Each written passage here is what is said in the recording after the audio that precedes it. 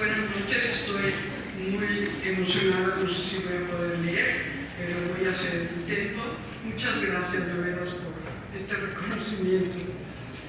Gracias a quienes nos propusieron para recibir este reconocimiento y al jurado de grandes editores premiados antes que nos los otorgó. Gracias, Marisol, a ti y a todo el equipo que realiza la FIL.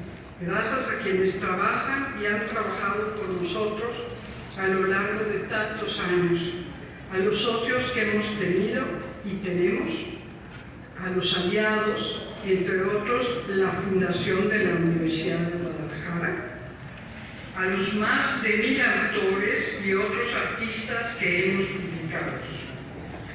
A nuestra familia, sobre todo los que están aquí, Marta, Andrea, Tomás, Santiago y Fernando, y muy especialmente a nuestros hijos que han venido desde niños a vender con nosotros en la FIL y han crecido palpitando en el corazón de Artes de México, en sus expediciones, descubrimientos, crisis y reconocimientos.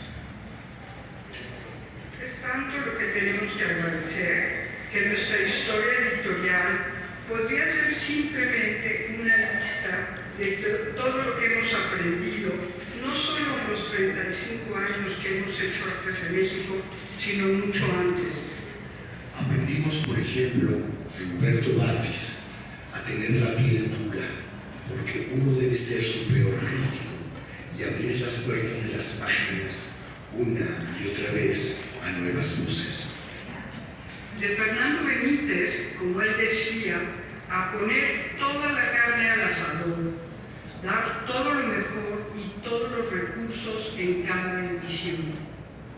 De Octavio Paz, a poner los reflectores no solo en lo que sucedió, sino en los temas y puntos de vista que vendrán o deberían venir.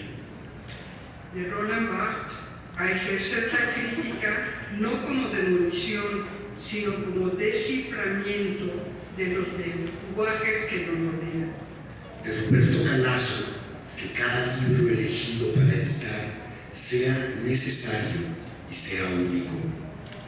De Franco Maria Ricci, que editar no sea solo saber elegir lo que ya existe, sino construir lo excepcional en fondo, forma y lucidez. La lista es interminable, pero toda vino después y poco a poco, porque tal vez editar es agradecer. Y mi agradecimiento a Mari es permanente. Con ella me unió desde nuestra primera conversación la letra impresa, lecturas comunes, la belleza física de ciertos libros, una dimensión estética de la vida y una curiosidad por comprender y conocer los diversos Méxicos que desde entonces se nos presentaban como fascinación y enigma. Teníamos 20 años. Nos conocimos en la antesala para entrar a la universidad. La admisión me fue negada porque había una cuota reducida de mujeres bajo el argumento de que se casaban y abandonaban los estudios, lo que resultaba un poco caro para la universidad que era privada. Al conversar con Alberto y escuchar su forma aguda de argumentar, pensé que me podía ayudar a hacer una carta de protesta demostrando la estrechez e injusticia de ese criterio. Así, Margarita me hizo leer primero los principales textos feministas del momento, me introdujo a una sensibilidad que marcaría nuestra relación, mi obra y nuestro trabajo editorial. Su protesta, porque fue mucho más que una carta, fue tan exitosa que no solo fue admitida, sino que la regla sexista fue derogada. Ahí, juntos, editamos algo que nos daba sentido. Era de una belleza afilada y tuvo efecto. Tal vez ahí me hice editor.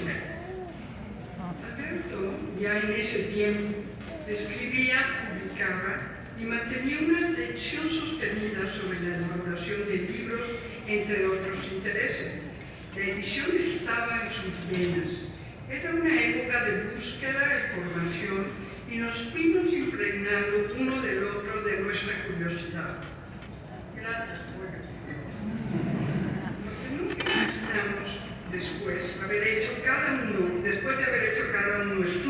distintos en Francia, es que acabaríamos trabajando juntos 3 lustros después en un proyecto editorial. En Francia, Maggie se inició en los estudios de una corriente que se llamó Historia de las Mentalidades.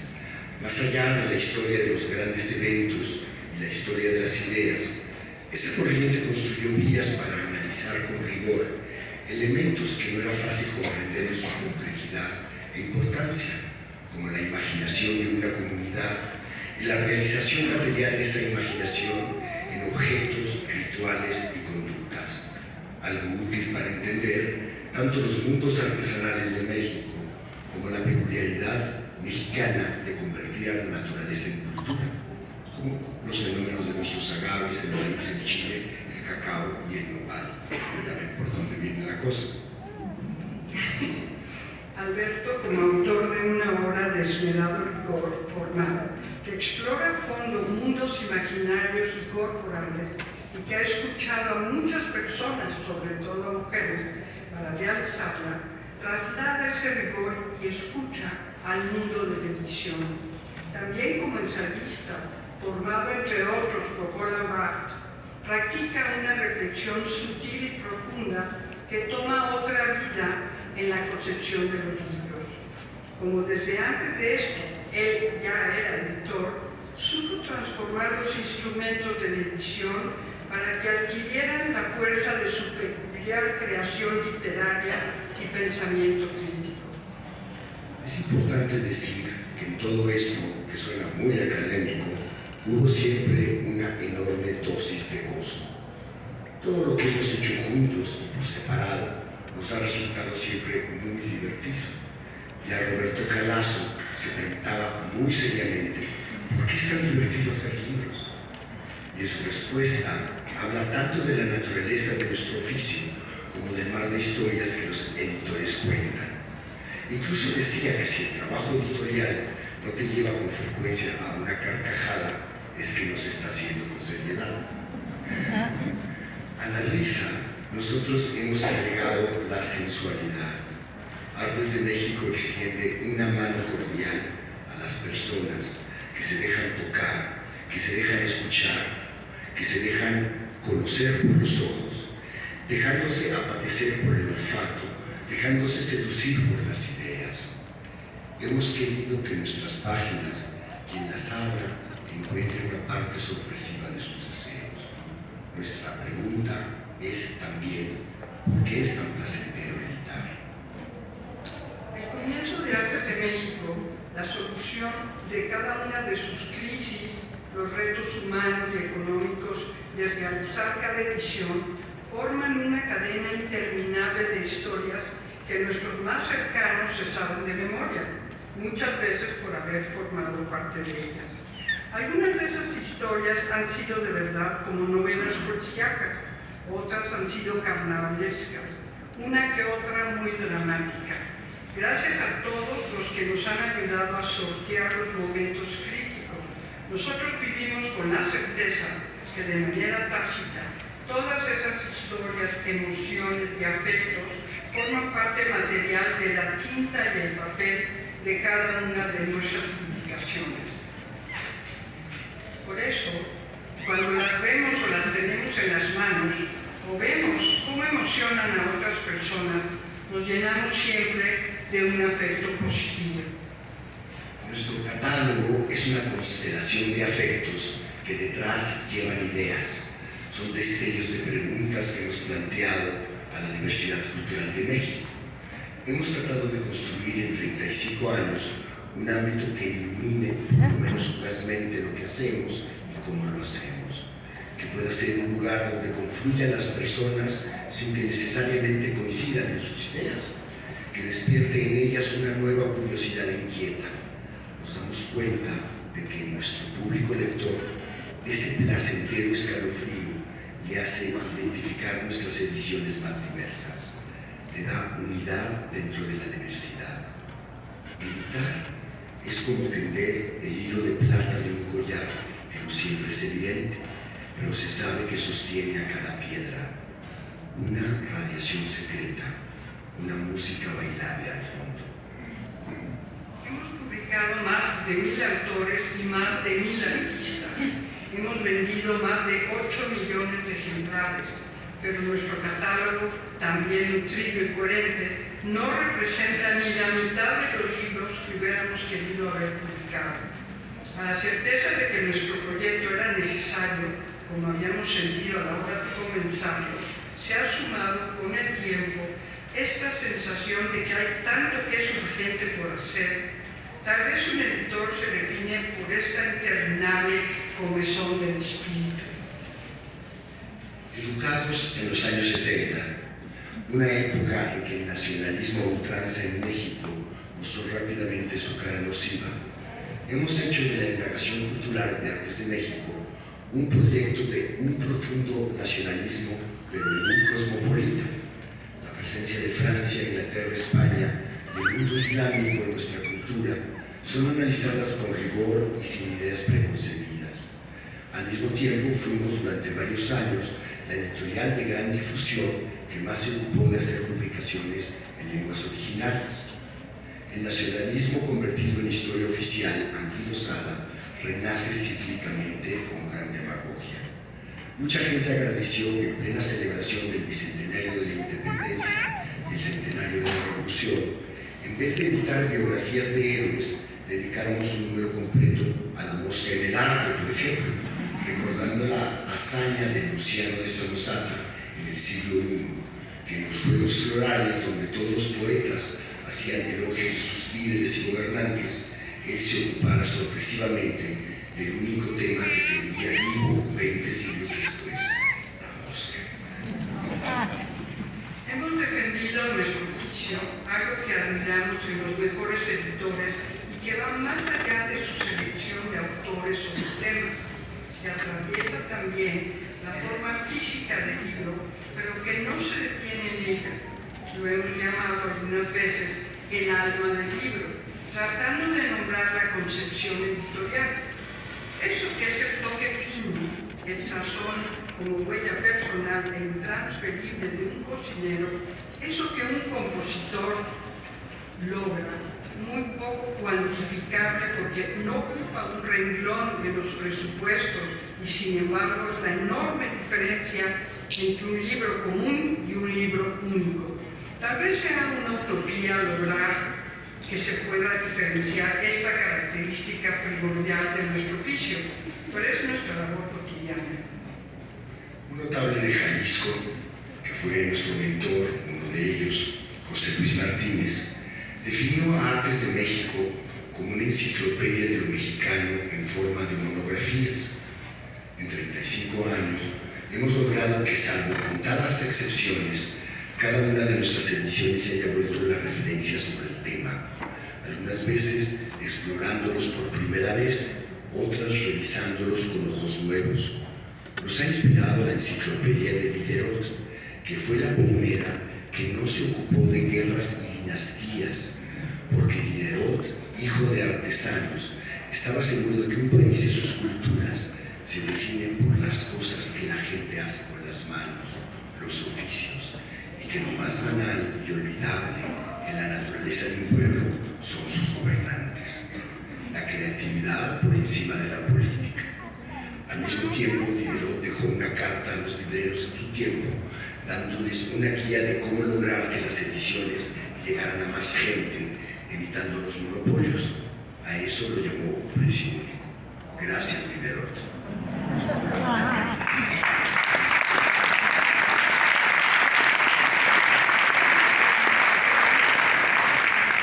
Todas las sociedades están llenas de prejuicios.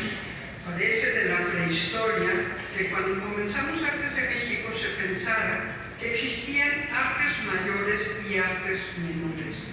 Hemos abolido esa distinción, pero no faltaron artistas que nos reclamaran que en la portada de nuestro tercer número apareciera una jarrita de cerámica del siglo XVIII de Puebla que atesoró Franz Mayer, y que ahora, al reproducirla, un taller de Puebla ha llamado a su versión de la pieza del siglo XVIII Artes de México.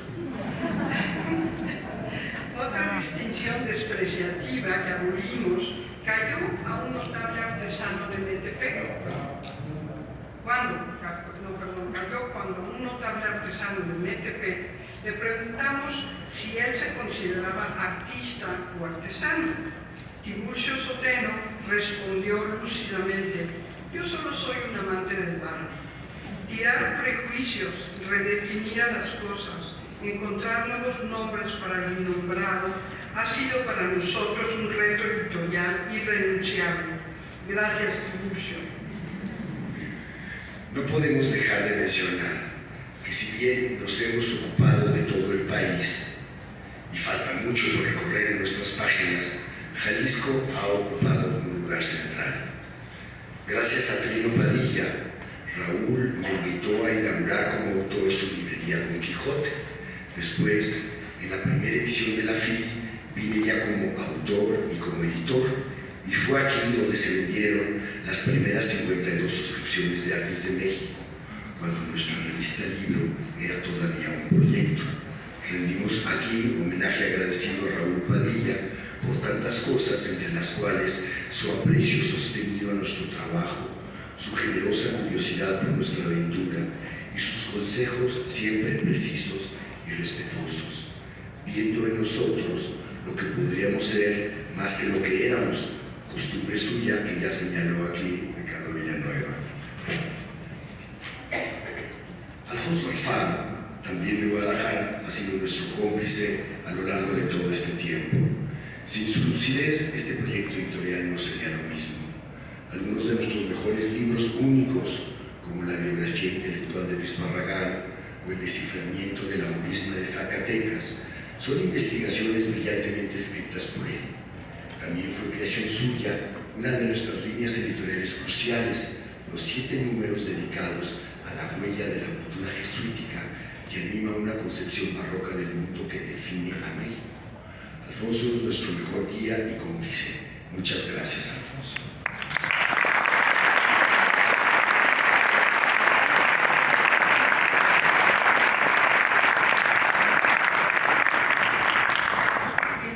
Entre nuestras colaboradoras de Jalisco más cercanas, erudita, implacable, traductora y correctora al dial, tristemente recién fallecida, está María Palomar.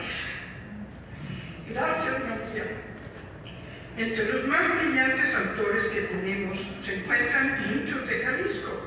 Menciono tan solo a Gutiérrez Aceves, José María Mullar, Guillermo de la Peña, Juan Palomar, Guillermo García Lopeza, Otto Schönluve, Tomás de Híjar, Juan José Doñán, Arturo Reynoso, Jorge Esquinca, Hugo Gutiérrez Vega, José Luis Martínez, Cristina Palomar, René de la Torre, Carlos Petersen, Trino Padilla, Sergio López Rueda, Pilar Gutiérrez Lorenzo, Rubén Páez, Claudio Jiménez Vizcarra, José Martínez Berea y muchos otros colaboradores, gracias a la inteligencia y creatividad de Jalisco. Faltan muchos.